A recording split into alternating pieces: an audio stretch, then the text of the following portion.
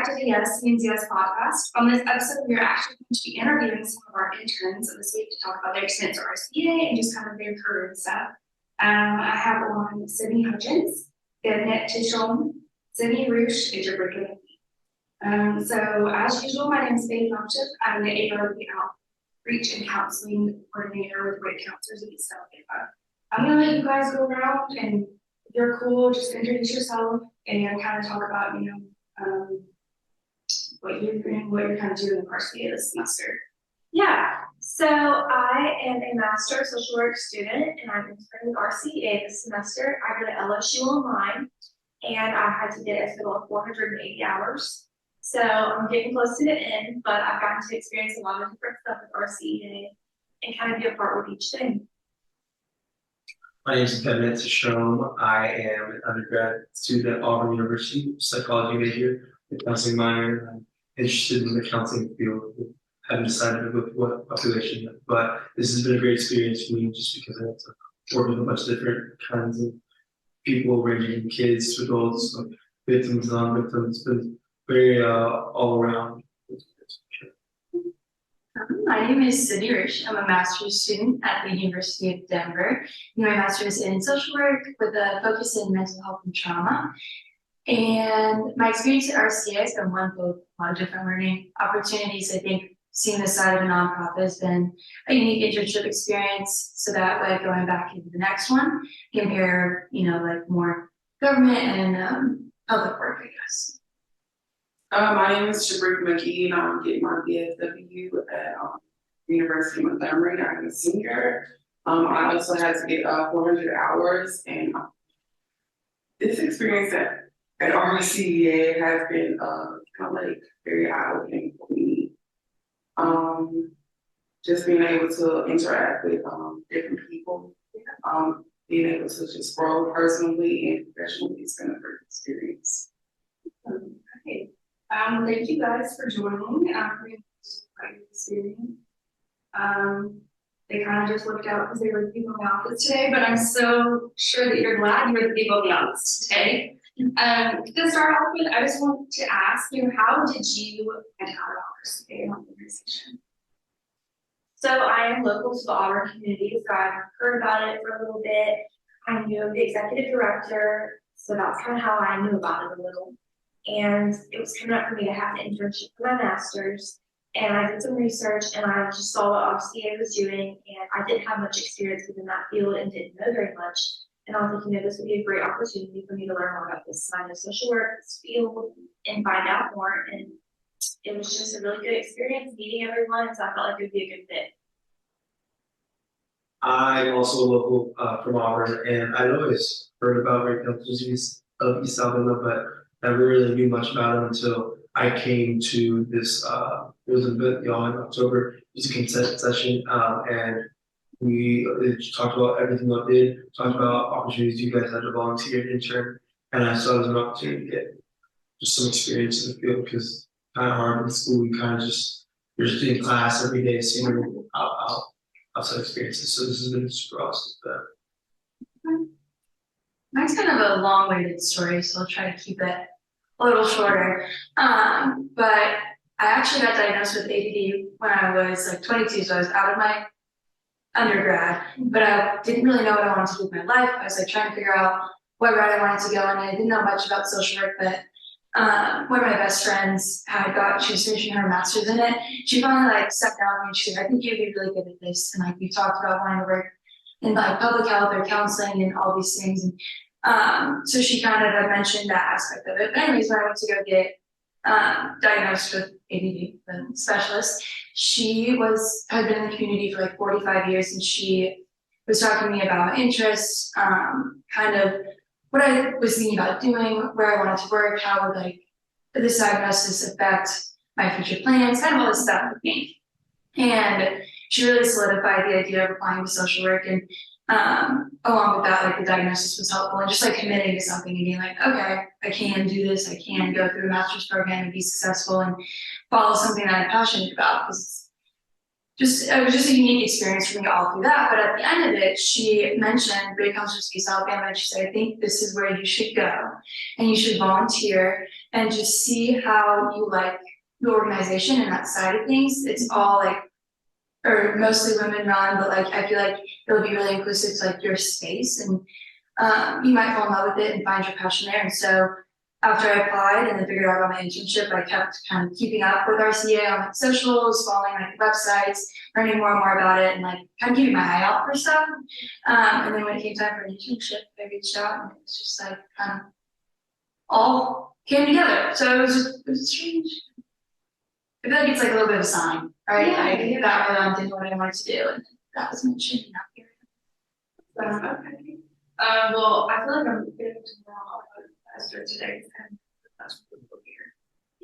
What about you? Well, initially I was going to intern somewhere else. But after like the first meeting, I was like, maybe not. And then professor, since I was already living in this area, she was telling me about RCEA. She thought that it would be a good fit for me because I'm really like kind of like an in the shadow person. So I guess she wanted me to have opportunity to kind of bring me into like a more of a leadership type role. Yeah. So that's what made me.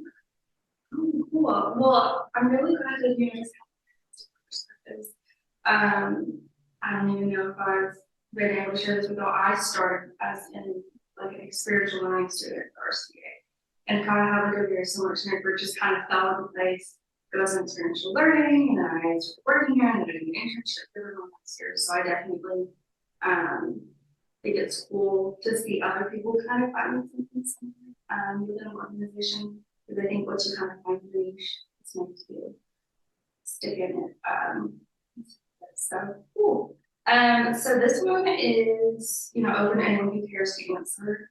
What are you wanting to do career-wise? And looking back at your time at RCA, because you are getting towards the end of the internship in the semester, how do you think that your experience here is going to help with those future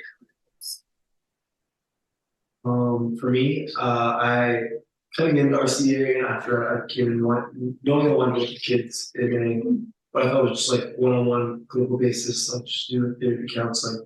But through this internship, I've got an opportunity to like work with classrooms and like just travel, like go to all these schools and just talk to kids like in a bigger sense than what I originally thought I wanted to do. And talking and working with like school counselors has been very eye-opening, and it's shown a lot of experiences and like opportunities to work not only in systems like education, but also like with nonprofit and like the collaboration of both, especially like RCA does.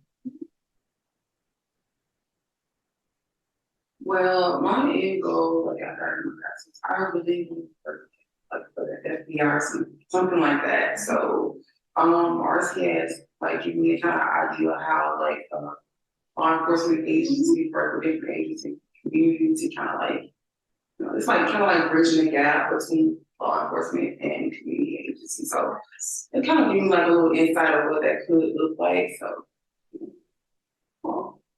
What do you? I really want to be an FBI agent. Like, ooh, that's always been my dream. So hopefully I can get there. That's awesome. Yeah. I mean, that works out pretty good. That'd be really great. So, but even just like working for the federal government would be enough for me. So, get to that level. For me, I have my first 10 years kind of, because I'm getting myself some grace. So then to jump around, I want like that freedom to like go wherever I'm needed and find new experience and stuff to really figure out what I love within social work, because it is a really dynamic field. So through this internship, I've realized that like education and outreach and prevention work, like that side of it, and how important it is to like larger missions, right, in the communities that we serve versus like individual clients. So I think like the first kind of like 5 to 10 years of my career, I'm going to try to remain really open and not being totally zoomed in on one-on-one like client or group therapy, but instead seeing what an organization can offer me and what spaces I can then make for counseling within those. But my long-term goal is after this summer I'm moving to Denver, and then I'll go get certified in human and animal behavioral health. And then fingers crossed, hopefully work with victims on like a rescue farm type deal. So animals would be a part of like rehabilitative therapy. and my best friend would come along with me, and we would have our own little dual clinic. She wants to work with children, and I would want to work with either young adult female survivors of sexual assault or eating disorders. So, Yes. Cool. So kind of jumping off what Sydney said a little bit about social work just being such a dynamic field. I feel like in the field, I didn't realize how dynamic it is and how much there is to do. Oh, yeah. So when I finished my bachelor's degree, I was in the mental health field a little bit. Then I became this internship. So I kind of have a little bit of a passion already for mental health. So I'm definitely leaning towards that for graduation. But with it being so diverse in social work, I'm kind of open to just seeing like what I feel like is the right fit, like what falls away kind of thing. Oh, yeah. Social work is nice because it's like if there's people there and you can kind of make a social work position. So, cool. Well, really fun hearing about those you all very interested and have fun things come from that. Good for you. Before interning here, and be honest with me, because this is probably, very similar to the average person, what was the scope of your knowledge of sexual violence? What did you know? And I will share that before I started RCEA, I really didn't know much. And then once I got into it, I realized how little I knew. And I was just like, was I blissfully unaware the entire life, like about this, now that I have like opened my eyes and know so much. So I'm curious what kind of experience you all had with that. No, I agree with you. Like I feel like I knew it existed, like I was there, but I didn't realize like the lack of knowledge, like me being sure every person didn't know. And so I do like wish I more public about like statistics and stuff that we all talk about and how like prevalent it can be. And just like what's like, somebody knowing what to do, somebody comes to them. I feel like I never knew that before. I would have known to tell somebody. So stuff like that has really helped. For me, saying I honestly knew very little, and I didn't realize that until we started. And I also didn't realize how early you could educate and like start prevention, like with the kids, like hands on all that stuff. I don't remember anything from high school doing that, so it's amazing that that's something that's going on now in schools that needs to be done and more. And like it's it's so super cool, especially with like the community outreach aspect of things, like how like much information you guys provide to public events and stuff. Like there are very few events you can go to that you're not like that people don't really see. You know what I mean? Like, or do know these things. You can advertise everywhere. So it's super cool that you guys. You go to any event, you're teaching these statistics, you're telling all these laws. It's an amazing thing. Yeah, so I think my experience a little unique, but so I'm actually a survivor of sexual assault. That was it was a close friend that I grew up with like my whole life. It happened in high school when I was 16. And it kind of really changed the trajectory for me in like a lot of ways for a while, and obviously really affects me and still does. But in the biggest sense, it did force me to kind of educate myself about a lot of the things that like I was experiencing like internally. I like to believe that I'm a self-aware person for the most part, and especially like really try to knit apart like my own feelings and like intellectualize those. So through that process, I did learn a lot about sexual assault and like how it changes kind of the brain and your thought process and affects your relationships intimately, but also just with your friends and family, and like when you're in a vulnerable space at a young age. So I've always been one that like reaches for information about myself rather than asking for help. So in that way, I think I knew probably more than I think like you're just introduced to within schools or kind of educational topics or posts, stuff like that. But I still think I've learned so much from y'all and just how you interact with communities and how it starts from that like small locality, like what can we do to get that starting now so that we can in the long run just help people destigmatize what like sexual assault is, but also understand that it's not always kind of like that violent assault, like because people like that gets looked over so much, and when we're in those spaces and we're like, this could be somebody your family, your partner, like it gives people a chance to be like, okay, so like that's why I felt weird about that, that's why this changed. So I think excuse me, I think Yeah, that has been a huge learning experience for me. It's like, how can my knowledge, right, be used to help other people or just inform other people and give them a chance to kind of start their own healing journey or help somebody that's in there. Well, I am too a sexual assault victim, and even being a victim, like I never knew about all these resources. I don't know if this is what like happening in other cultures, but I know like there's a big stigma around rape and sexual assault in American culture, and a lot of people or like families kind of want to like handle that situation inside the family and kind of like sweep it up under the rug or like say like, nobody's gonna believe you, you know, don't bring shame to the family name type of thing. So like just knowing that these resources are out there because I had no clue. Like even as an adult, I still had no clue. I'm almost 30, so like just knowing that there's a community out there that will help you and walk through all this different stages of like you know transfer from like a victim to a survivor with you is like kind of like been eye opening for me. So like yeah. Thank you, Sydney and Jabrekka for sharing. Be brave, share a little bit about your own experience. I think that kind of see like a ripple effect, like y'all have come in this intern and you know more than the average person. And at least from my experience in the past, when I did that, it would kind of encourage me to talk more about it or to share things on social media or to confront my friends when maybe I'm like, hey, I don't know about this behavior. I don't like that joke you just made. And you kind of like plant little seeds everywhere because of the time that you've been able to spend here. And I think that's really cool to see. It's kind of like passing it on and watching as it maybe goes. That's just how I'm change. So we do appreciate, you know, yes, most of you have to have internships for school, but we appreciate you doing it here because it's not easy. There's a lot of heavy stuff, there's a lot of stigma.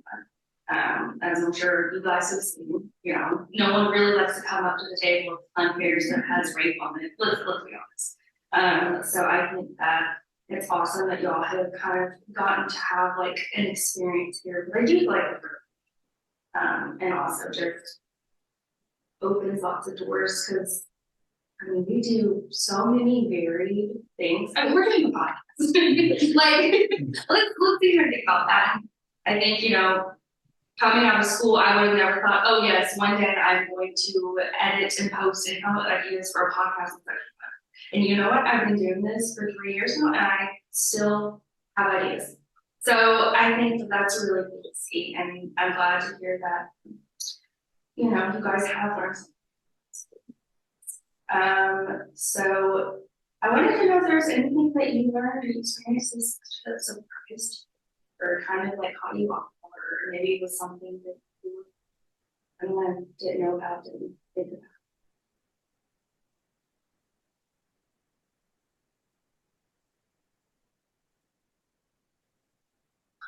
I think for me, right, and like in your head when you're in school and I didn't have any field work, like prior to this experience, like this is very much my first internship, my undergrad was something different.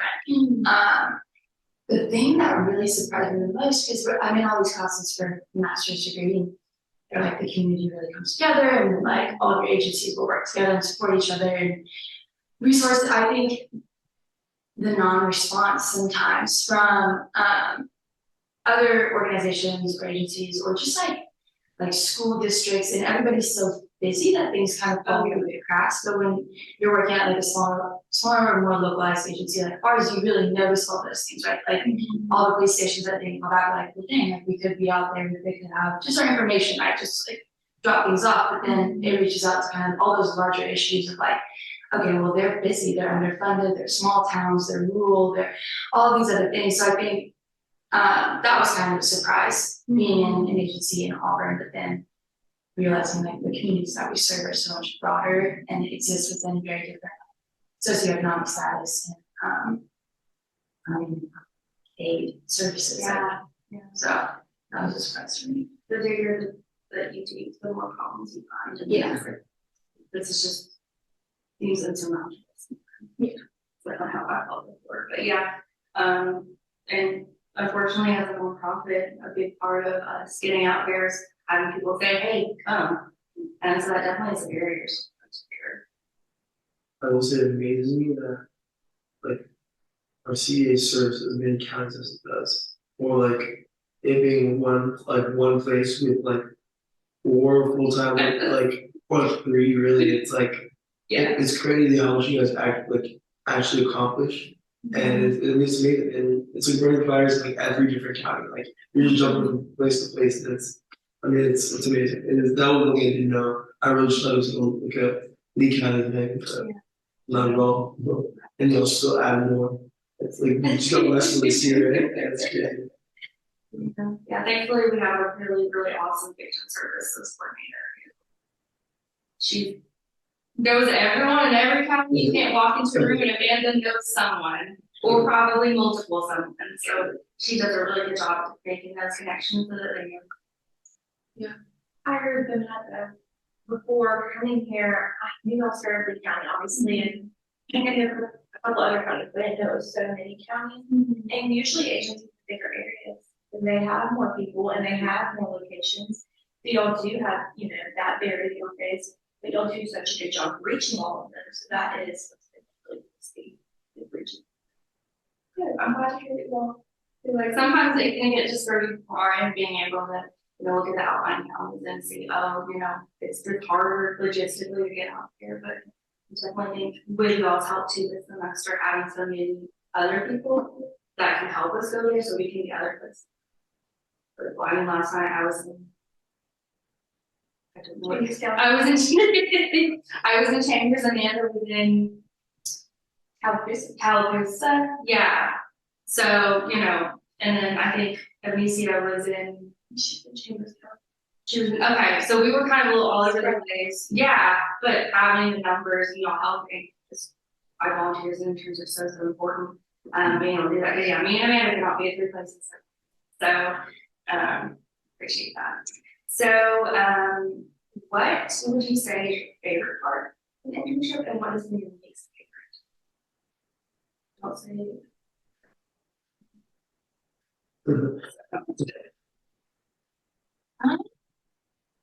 Gosh, it's kind of hard. I think my favorite, I have 2 favorites probably. Organizing this event with 1716 and kind of combining these 2 worlds, but also getting into that college atmosphere space because sexual assault and sexual violence is so prominent within it, but it's so normalized that I think putting our organization in a bar downtown and being associated with that will make people think and make people realize too these resources exist and maybe what's happening in the county isn't okay. It just kind of opens up that space very lightly and gives people a chance to show up and give back, I think, to us, whether they're doing that for themselves as victims or in support of somebody else. But that's been a really unique experience combining those 2 worlds. And then education has been surprisingly pretty fun. I was really I don't know if scared is the right word. I'm not necessarily the best public speaker. And I know they're kids, but kids absorb everything and they're the first ones to call you out on something. There's messed up. Yeah. They just stay on. There's no filter. Yeah. For them. So I am intimidated by kids, but that's fine. But I actually found that they were incredibly receptive, and I think you underestimate the ability of young children to protect themselves, but also understand content and what they can and can't handle. And so it was unique to see kind of what type of presentations we were doing for which age groups, and then answer their questions and kind of follow them along in their thought process and their understanding of this information that has been deemed important by their gym teacher or their marketplace tag, but then see them interact with us. Really, I guess, positive. And then court was really hard for me. That was my least favorite experience. I'm glad that I was there and that the victim on stand knew that there was support and there were people in there that were just there to sit and kind of back her, right? But listening to the defense attorneys kind of tear her apart, tear evidence apart, and then listening to the defendant on the stand. I think it was ultimately heartbreaking, slightly triggering, but still one of the experiences that I'll never really forget, right? So I'm glad that I was part of that. Support is very intense. I'll say some of my favorite experiences are like the ones that I feel like I've gotten the most on have been like the law enforcement that I've gone into, because it gives you like a whole new side that you wouldn't see. It's just like every person in law enforcement, because you're able to have a conversation, to ask them any kind of question. She does the trainings with them, tells them about RCEA. You're just able to get a new perspective that you typically like wouldn't get. So that's really cool. And then the prevention education, like that you mentioned, I wouldn't have thought I would have liked it, just because I was not scared, but maybe a little nervous. Yeah. Just because, like she said, at the end of the day, they were little kids. But we go into the room, there'd be like 100 of them. Oh, yeah. So I was like, okay. But I like that a lot because I did know where there was a need for that there, because I had previously done my undergrad an internship with DHR. So I had worked with kids and I had seen, you know, what all can happen on how much they need to be aware of what they need to do, how it's okay to speak up, who they need to go to. So I did think that that was a good thing that y'all were in schools. So, least favorite? I mean, it's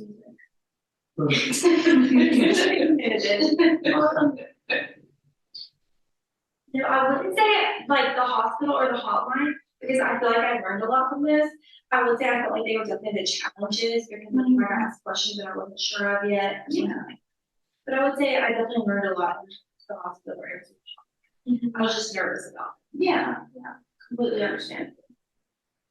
One thing I love is like the fact that there's no, like, you don't come in there and you have to do this. Like, it's like y'all listen to the ideas we have, so we come in there and we just like try to be creative about events we want to do, or like ideas that could maybe be potential events for the future. And so like that's super cool. And like I feel like everyone listens to anyone's ideas regardless if it's something we're gonna do or not.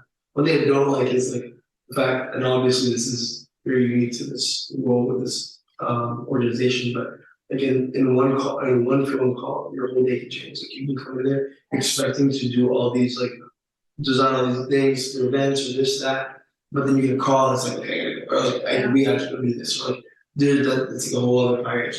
You have to walk so big. Yeah. I mean that just comes with the job. It's good. You never know. If it gets real quiet for a couple of days, you gotta buckle up. Yeah. About 10 things are about to happen. Did you have a least favorite part? That would really like my least favorite part. Like I thinking of events we've done. I don't know. I guess like I love the education stuff, but sometimes they get hard. You go to a college class and it's all people that think they know everything, which like I will say I was definitely one of those people before I started working here. But it's like you're trying to like really engage with them, and so that's probably one of the harder things, because like if they're not willing to engage, then like it's just not something that like they're passionate about, which is understandable. But it's like you just want to make them aware of the situation, that this is something out there. This is real. My favorite thing would be like, I guess, going to the different counties. I like to be like on code and having the opportunity to connect with different people in different organizations and see like how everybody can like come together. My least favorite thing would be the tape, because like it's like when people see grade, they're like, oh, I don't want to be associated with that. So nobody really ever can talk to us and kind of like let us know like what we have going on and how we can be like beneficial. So like that's my favorite thing. Yeah, I feel like that's because you don't want to force anyone to like come over and talk, because you don't know their prior experience. You don't know if this is triggering for them, but also still wanting to be able to put yourself out there as a community, so making it come. So do you guys foresee, any future of you working with sexual violence? I don't think I can handle it. Yeah, that's a good thing to realize it's really long. Because it can be tough. Yeah. But I'm glad that there's somebody's willing to do it. People that do those services, but it's personally not for me. Yeah, everyone has their own like little.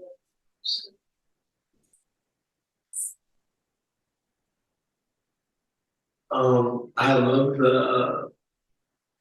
love the role I've been like given here. Like, well, I have not come in contact with many victims just because like it is definitely harder in the sense of like 9 times out of 10 they're female, and it's not best for me to be able to community, which I completely understand. But I like the way that I've been able to like do things on the outside, like the education, prevention and stuff, and like even the daily message, just like the advertising, like getting the word out there that like we're a thing. I really do love that. I think I would definitely do that again in the organization.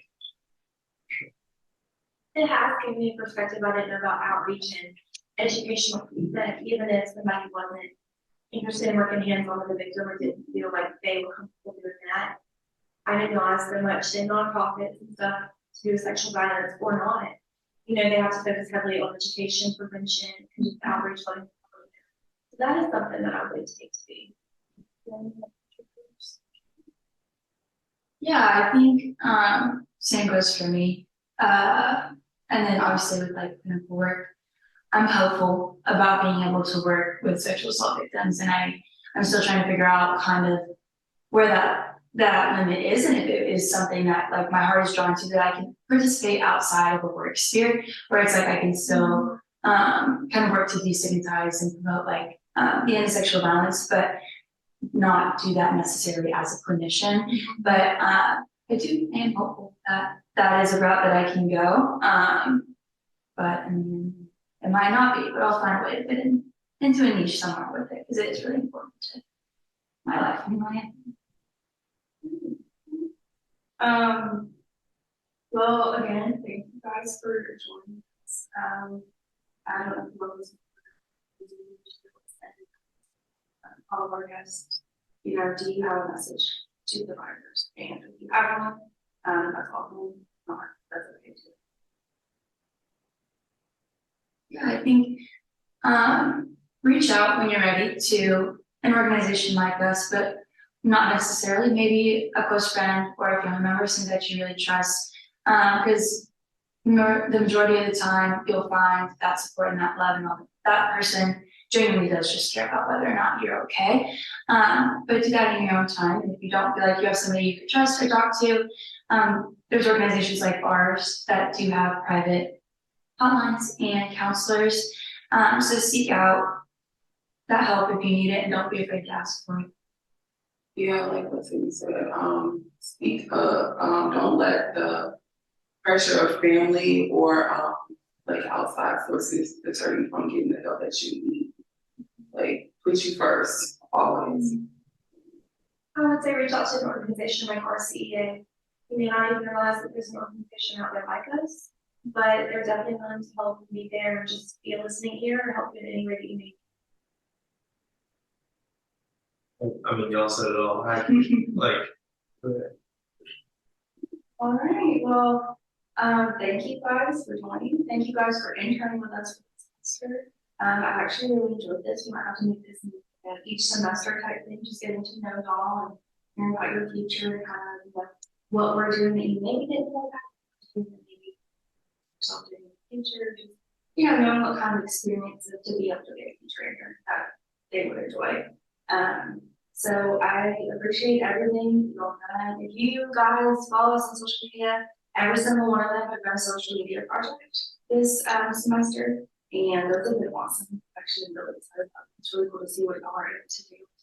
So check those out too. But all right, well, thanks again for being here. Thanks to our listeners / viewers for watching. This has been pretty cool, and yeah, we will see you on our next one. Bye.